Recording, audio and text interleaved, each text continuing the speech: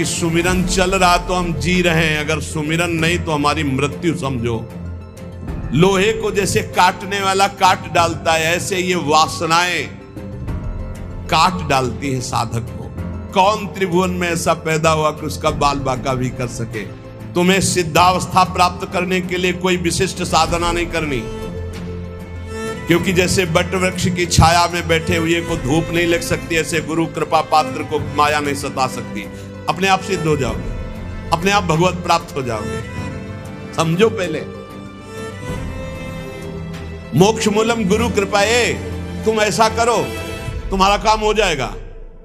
भला ऐसा करने से काम कैसे हो सकता है? खत्म खेल, गए तुम। ऐसा करो काम वो पक्का हो जाएगा, पक्का हो जाएगा। बिना पढ़े चारों वेद प्रकाशित हो गए, ऐसा कैसे हो सकता है? ये गुरु कृपा। गाय चराने को आदेश कर दिया, गाय चराते ही ब्रह्म प्राप्त हो गए। मन की पटकी खाने वाले तो करोड़ों अरबों मिलेंगे, लेकिन मन को पटक दे ऐसा कोई गुरु का चेला मिलेगा। गुरु मेहरबान तो ये चेला पहलवान। अब पटक देगा अपने मन को। युक्ति पा गया ना। कहते दरिया भी तेरी, लहर भी तेरी, नैया भी तेरी, खेवैया भी तेरी, अब क्या मुझे परेशानी। भक्ति के अनेक साधन हैं। बड़े बड़े महापुरुषों ने, ऋषियों ने, ब्रह्म ऋषियों ने भगवत प्राप्ति की बड़ी साधनाएं बताई है, व्याख्याएं की है। यहां उत्तमा भक्ति का क्या स्वरूप है, बहुत समझने का विषय है। सर्वोत्तम भक्ति का क्या लक्षण है? तो बोले अन्याभिलाषिता शून्यम ज्ञान कर्माद्यनावृतम आनुकूल्येन कृष्णानुशीलनम भक्तिरुत्तमा।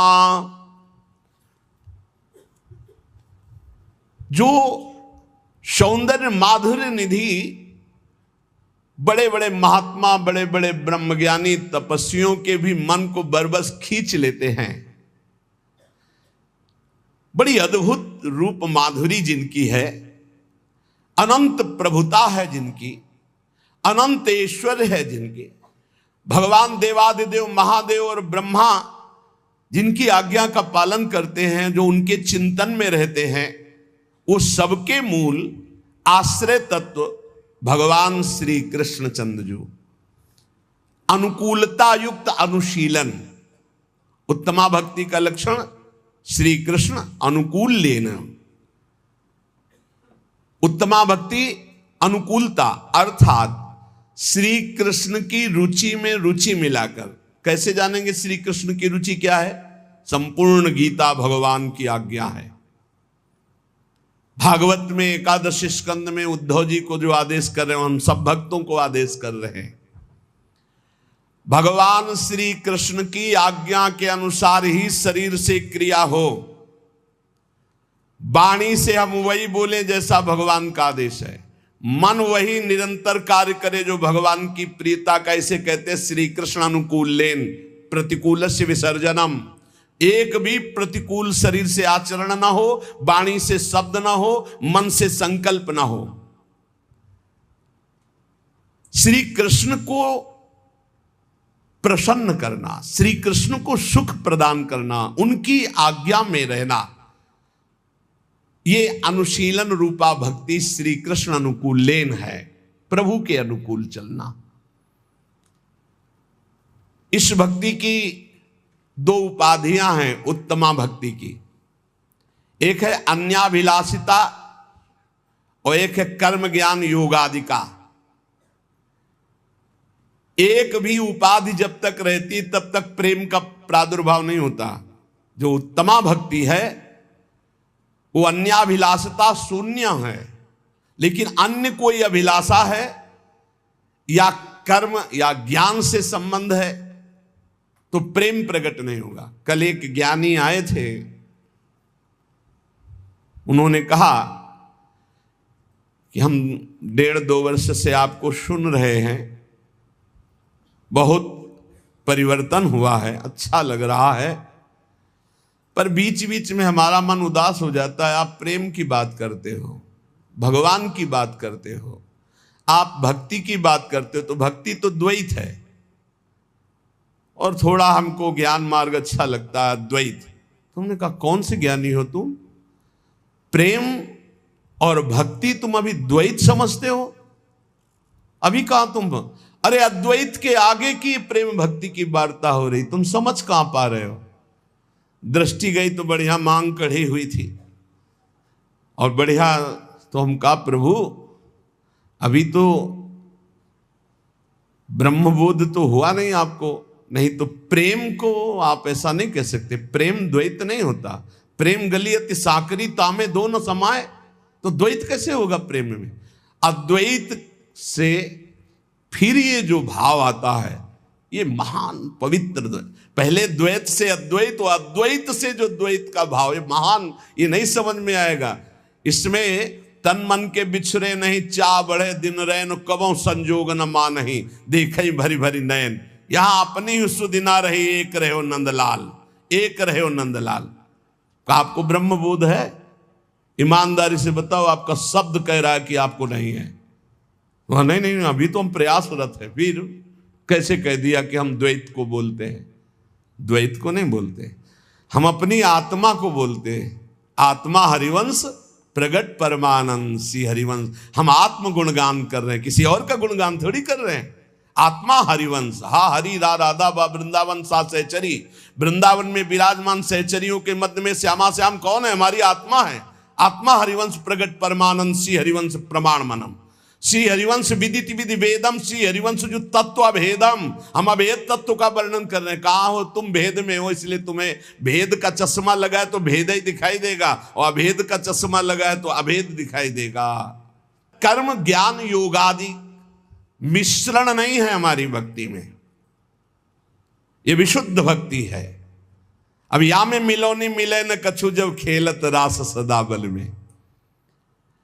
अभिलाषा भोग कामना की और मोक्ष कामना की, इन दोनों की कामनाओं का त्याग करने वाला अन्याभिलाषता शून्य है, ना भोग की और ना मोक्ष की। और यहां ज्ञान अहम ब्रह्मास्मि, इसकी जरूरत नहीं है। यहां योग हठ योग आदि की जरूरत नहीं है।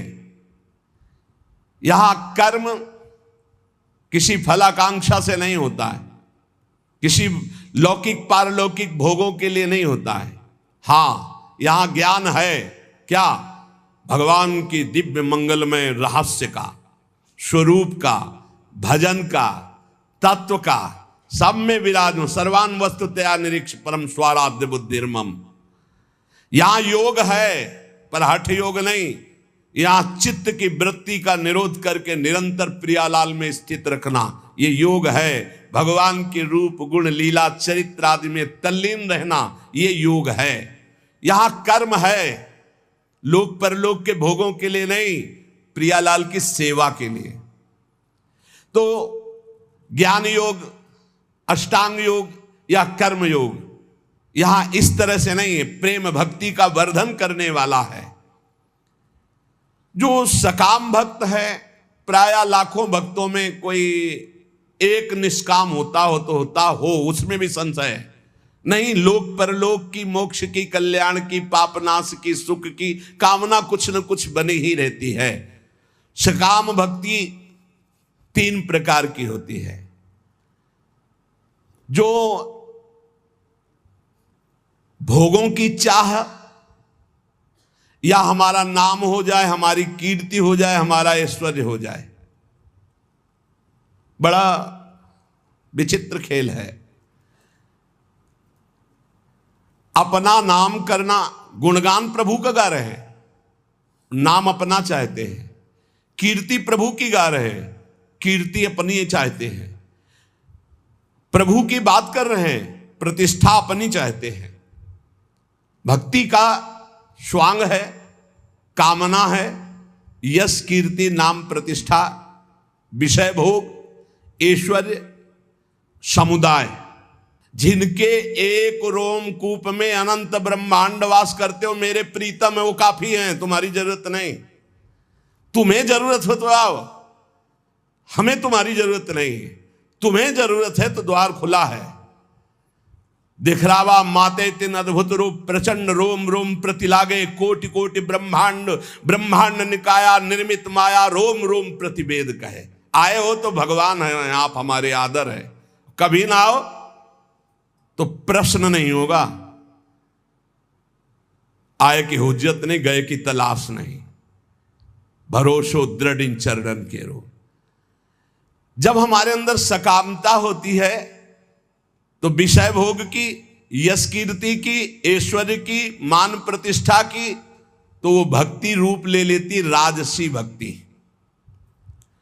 और जब किसी को दंड देने की, हिंसा की, पीछे आपने सुना होगा जो राधा कृष्ण में भेद बुद्धि करते हैं, जब तक सूर्य चंद्र रहता है तब तक कालसूत्र नरक में रहते हैं, सुना हो तो नरक भोगेगा, तुझे कोई नहीं बचा सकता, क्योंकि ब्रह्म ऋषियों ने लिखा है। वो साप नहीं है, वो क्रोध नहीं है, वो हिंसा नहीं, वो दंड नहीं, वो जो दंड विधान लिखा हुआ है, जैसे अभी का जो पराई स्त्री से भोग करता है वो इस नरक में डाला जाता है, और वहां लोहे की तपती हुई स्त्री से हजारों वर्षों तक उसका आलिंगन कराया, ले भोग। अब ये साप नहीं है, ये दंड विधान है, उस विधान का फल वर्णन किया जाता है। जो दूसरे की हिंसा करने के लिए, दंभ दिखावा करने के लिए, मत्सरता, ईर्ष्या, द्वेष, ये तामसिक भक्ति, भक्ति तो करता है पर तामसिक भक्त है। और जो अपने मोक्ष की कामना, पाप नाश की कामना, कैवल्य परम पद की कामना, इसे सात्विक भक्ति कहते हैं। लेकिन इन तीनों भक्तियों से ऊपर उठी हुई उत्तमा भक्ति होती है।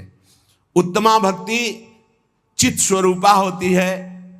इसके तीन भेद होते हैं, पहला साधन भक्ति, दूसरा भाव भक्ति और तीसरा प्रेम भक्ति।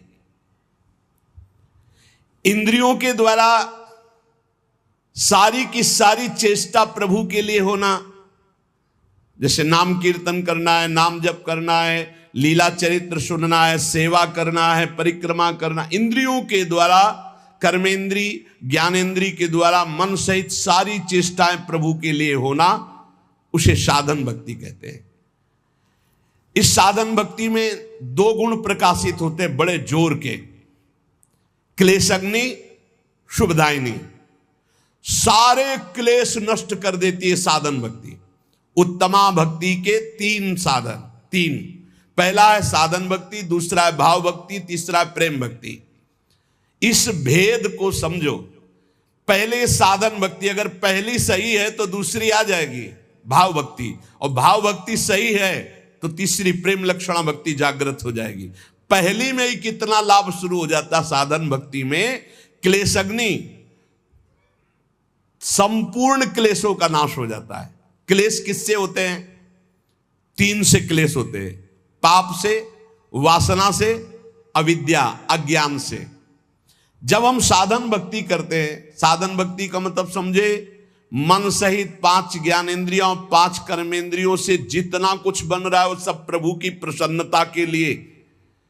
उस साधन भक्ति के दो प्रभाव प्रकट होंगे, संपूर्ण क्लेशों का नाश। क्लेश किससे होता है?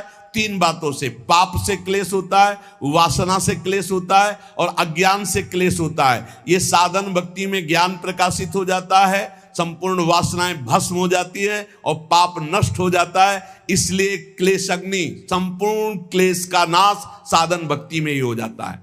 और शुभदायिनी, कभी कभी अज्ञान के कारण आरोप भगवान में करते हैं कि भगवान हम पर कृपा नहीं किए, इतनी भक्ति की, इतना नाम जप किया, लेकिन पूर्व प्रारब्ध जो है वो बहुत बलवान है। जब शरीर रचा गया उसी समय प्रारब्ध रचा गया, आपके साथ घटनाएं घटेंगी, इसीलिए नाम जप कर लो। प्रारब्ध और अप्रारब्ध, प्रारब्ध जिसका पाप फल प्रकट हो चुका है भोगो, अप्रारब्ध अभी आने वाला है, पहले से निश्चित है कि 55 वर्ष की अवस्था में आपको ये भोगना है, पक्का भोगोगे चाहे जितना भजन करो। भोगने की सामर्थ्य भजन से मिल जाएगी। प्रारब्ध को मिटाना बहुत कठिन है, और जब मिटाने वाला भजन हो जाता है तो मिटाने की इच्छा नहीं रहती, क्योंकि अब भगवत प्राप्ति के नजदीक पहुंच चुका है। तो लौट कर कौन, जैसे सांप अपनी केचुल की तरफ नहीं देखता, ऐसे भगवत प्राप्ति के योग्य महात्मा शरीर की तरफ नहीं देखता। तो पाप का बीज वासना है, इससे हमारे पूर्व पाप हुए। दो प्रकार के प्रारब्ध बन चुके हैं, एक प्रारब्ध एक अप्रारब्ध। प्रारब्ध जो हम भोग रहे हैं, अप्रारब्ध जो आगे भोगने वाला है। पाप की बीज वासना इस जन्म भी पाप करा रही है, तो हम जब साधन भक्ति करते हैं तो इस जन्म की वासना का नाश होता है, और पूर्व स्टॉक जो पापों का है उसका नाश हो जाता है। और अविद्या जिसके कारण पाप हो रहा था, वासना बन रही थी, उसका नाश हो जाता है, पर प्रारब्ध बना रहता है। ये अज्ञानी जन ना जानने के कारण कहते हैं कि अरे भजन शुरू किया, बड़ा कष्ट भोग रहे हैं, तो क्या भजन का फल है? अनंत जन्मों से भोगते चले आ रहे हो, पाप कर्म करते चले आ रहे हो, तुम्हें पता नहीं। लोगों की समझ में ही नहीं आता। मछली को जल तरोई कहते हैं, तो तुम कौन सी तरोई होगे? तुम्हें भी पता होना चाहिए। पक्का मत्स्यावतार भगवान ने लिया है कि नहीं लिया? मत्स्यावतार भगवान ने लिया है, और तुम मछली को जल तरोई करते हो, कढ़ाई में तल के खाते हो, तो तुम भी तले जाओगे। अब एक बार के आहार में कितने जीव खाते हैं लोग, कितना पाप कर रहे हैं। अज्ञानियों को ब्रह्मा भी नहीं समझा सकते। मूर्ख हृदय न चेत, चाहे गुरु मिले बिरंच सम, फूले फरे न बेत। बांस में चाहे जितनी खाद पानी लगा दो, वहां सेव संतरा नहीं लगने वाले। ऐसे ही जो मूर्ख स्वभाव के लोग होते हैं, नहीं समझने वाले। जब साधन भक्ति का अनुष्ठान किया जाता है तो उससे दो प्रभाव प्रकट होते, क्लेश अग्नि और शुभदायिनी। क्लेश अग्नि, पाप से क्लेश होता है, वासना से क्लेश होता है, विद्या, तीनों का नाश हो गया। लेकिन प्रारब्ध और अप्रारब्ध, आगे आने वाला भोग, ये दोनों भोगने पड़ेंगे। इसलिए हिम्मत जुटाओ, नाम जप के द्वारा इतने बलवान बनो कि प्रारब्ध आवे और हंसते हुए भोग लो। प्रारब्ध का नाश करने की जब योग्यता आती, तब नाश करने की इच्छा नहीं रह जाती, और जब तक नाश करने की इच्छा, तब तक योग्यता नहीं आई। सब क्लेशों का मूल कारण भगवान का भजन न होना, भगवत विमुखता है।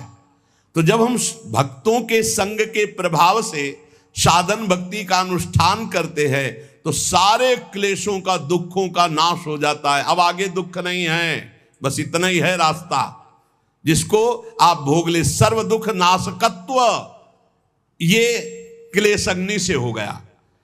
अब शुभ का अर्थ है साधक के जीवन में परम मंगल, परम आनंद का विधान, ये नाम से प्रकट होता है। श्री हरिवंश चंद्र शुभ नाम, सब सुख सिंधु प्रेम रस धाम, जाम घटी बिसरे नहीं। एको क्षण न बिसरो, हर समय नाम जप करो, ये महाशुभ प्रकाशित कर देगा। शुभ से क्या होता है? जैसे क्लेश अग्नि से वासना, पाप, अविद्या का नाश, प्रारब्ध के भोगने की सामर्थ्य आ गई। शुभ से क्या होता है? बोले शुभ सारी दैवी संपदा प्रकट कर देती है। साधन भक्ति से विषय सुख, ब्रह्म सुख, पारमेश्वर सुख, ये सभी प्राप्त हो जाएगा। आपको विषय सुख चाहिए तो भी साधन भक्ति करो, आप देखो विषय सुख प्राप्त हो जाएगा, ब्रह्म सुख प्राप्त हो जाएगा, पारमेश्वर सुख प्राप्त हो जाएगा। और अगर इन सुखों की चाह न करो तो प्रेम प्रकट हो जाएगा। साधन भक्ति करते करते भाव प्रकट होता है। भाव भक्ति, तीन भेद उत्तमा भक्ति के, पहला साधन, फिर भाव, फिर प्रेम। साधन भक्ति, भाव भक्ति, प्रेम भक्ति। साधन ही भक्ति में चकाचक आनंदमय हो जाता है। सारे क्लेश, पाप, वासनाएं, अविद्या नष्ट हो गई और सब शुभ दैवी संपदा प्रकाशित हो गई। मंगल भवन भगवान की तरफ वृत्ति संपूर्ण रूप से, ये शुभ। अब भाव भक्ति दो गुण प्रकाशित करती है। साधन भक्ति दो प्रकाशित किए, क्लेश अग्नि, शुभदायिनी, और भाव भक्ति दो गुण प्रकाशित किए, मोक्ष लघुताकृत और सुदुर्लभा। क्लेश अग्नि और शुभदायिनी तो इसमें आ ही गए अपने आप, साधन भक्ति के लक्षण भाव भक्ति में तो समा ही गए, ये क्लेश अग्नि शुभ दायिनी, पर इसमें मोक्ष लघुताकृत और सुदुर्लभा। बड़ा सुंदर। इस भाव भक्ति में 4 लक्षण हो गए, क्लेश अग्नि, शुभदायिनी, मोक्ष लघुताकृत और सुदुर्लभा। मोक्ष लघुताकृत, इतना आनंद प्रकट होता है भाव में कि मोक्ष भी लघु लगने लगता है। वो जब भाव प्रकट होगा, भावोत्सवेन भजताम, भाव प्रकट होगा तब आपको पता चलेगा कि मोक्ष सुख भी कड़ुआ लगने लगता है। इसलिए प्रेमी महापुरुषों ने मोक्ष स्वीकार नहीं किया। और सुदुर्लभा, भगवान की उस सुदुर्लभ दिव्य दिव्य गुण, दिव्य दिव्य रहस्य, दिव्य दिव्य भाव उसके हृदय प्रकट होते हैं जो अन्य किसी साधन से नहीं प्रकट हो सकते। तब उसमें महामहिम प्रेम लक्षणा भक्ति जागृत होती है। अब प्रेम लक्षणा भक्ति में अपने 2 गुण प्रकाशित हुए, सांद्रानंद विशेषात्मा पहला, और दूसरा श्री कृष्णा आकर्षणी, ये 2 गुण। तो प्रेम लक्षणा भक्ति में 6 गुण उपस्थित हो गए।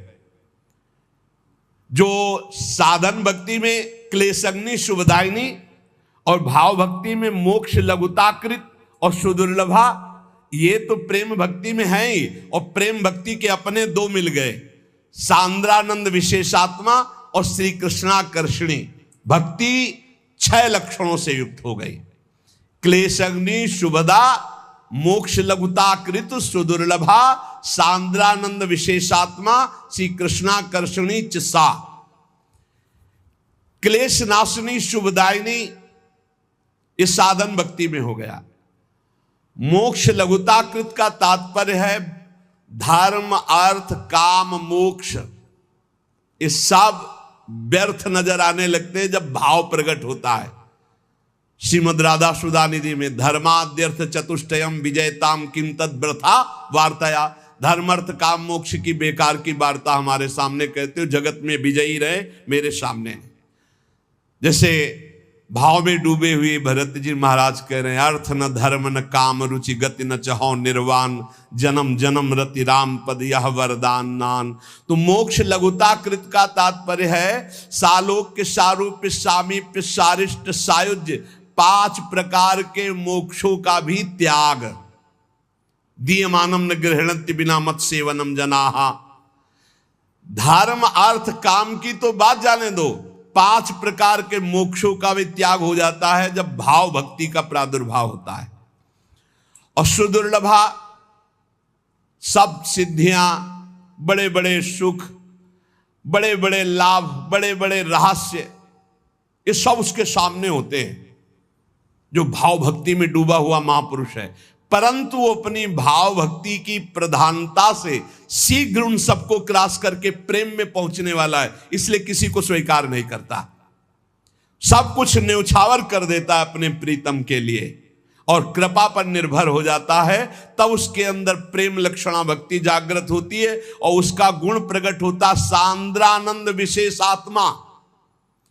ये सांद्रानंद विशेषात्मा करोड़ों ब्रह्मानंद को भी इस प्रेमामृत के सामने नहीं गिनता। जिसके अंदर ये प्रेम लक्षणा भक्ति जागृत हो गई, एक ब्रह्मानंद क्या, करोड़ों ब्रह्मानंद भी उस प्रेमानंद के सामने एक कण की तुलना के भी बराबर नहीं। अपार अत्यंत महाप्रेम सुख उस भक्त को प्राप्त होता है जिसके अंदर प्रेम लक्षणा भक्ति जागृत हो जाती है। और श्री कृष्णा आकर्षणी, बहुत जोर की महिमा, इसमें उसके आराध्य देव उसके पीछे पीछे बसीभूत होकर घूमते। प्रेम लक्षणा भक्ति से जो युक्त हो गया, एकादश स्कंद में भगवान ने स्वीकार किया। श्रीमद् भागवत में कह रहे हैं कि निरपेक्षम मुनिम शांतम निर्वैरम समदर्शनम अनुब्रजाम्य हम नित्यम पूये यत्रंगुरेणु भी।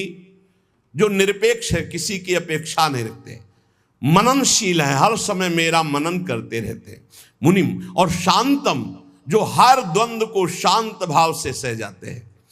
निरपेक्षम मुनिम शांतम निर्वैरम, जिनका संसार में किसी से भी द्वेष नहीं। समदर्शनम, जो सब जगह मेरे को देखते हैं, समता के भाव को प्राप्त हो गए। ऐसे महात्माओं के पीछे मैं डोलता हूं कि उनकी चरण रज मेरे ऊपर पड़ जाए। श्री कृष्णाकर्षणी का अभिप्राय है कि ऐसे प्रेमी भक्त के पीछे पीछे भगवान वशीभूत होकर डोलते हैं। भक्तन पाछे यो फिरे ज्यो बछड़ा संग गाय। उपासक को उत्तमा भक्ति का अनुष्ठान करना चाहिए, जिससे भगवत प्रेम का हृदय में प्रादुर्भाव होता है।